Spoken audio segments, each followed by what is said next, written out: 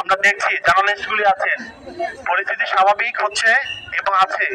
আপনারা এখানে আজতা একটা আতঙ্ক পরিবেশ তৈরি করেন না। সকল স্টুডেন্ট সেফ আছে, ইনশাল্লাহ কোনো সমস্যা হবে না।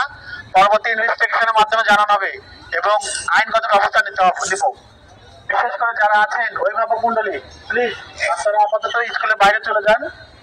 এখানে নির্বিচ্ছিন্নভাবে লেখাপড়া করার পরিবেশ তৈরি করুন। এখানে ইউএনও মহোদয় আছেন, সার্বিক সহযোগিতা করছেন। আইন শৃঙ্খলা পরিস্থিতি অনেকটা স্বাভাবিক আছে, আরো থাকবে, স্থিতিশীল হবে ইনশাল্লাহ। ধন্যবাদ। আহত হয়েছে বলতে সে হাসপাতালে চলে গেছিল, আমরা হাসপাতালে তাকে পাঠানো হয়েছে।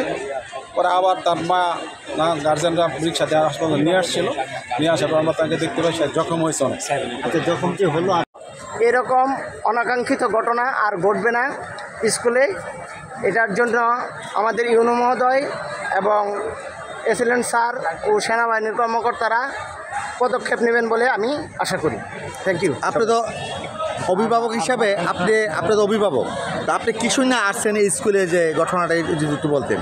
আমি শুনে আসছি যে স্কুলে একটা ককটেল বিস্ফোরিত হয়েছে, সেই আতঙ্কে আছে সব বাচ্চা এবং অভিভাবকরা।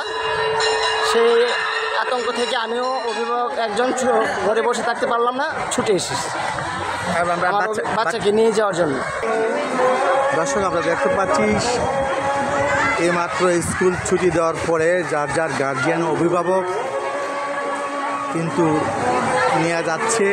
আপনার ইতিমাঝে জানেন যে স্কুলে ককটেল বিস্ফোরণের ফলে কিন্তু সেনাবাহিনী তাৎক্ষণিকভাবে এসে কিন্তু এই ঘটনাটা দেখেন এবং ইউনু মহোদয় কিন্তু তাৎক্ষণিকভাবে এই ঘটনাস্থলে আসেন।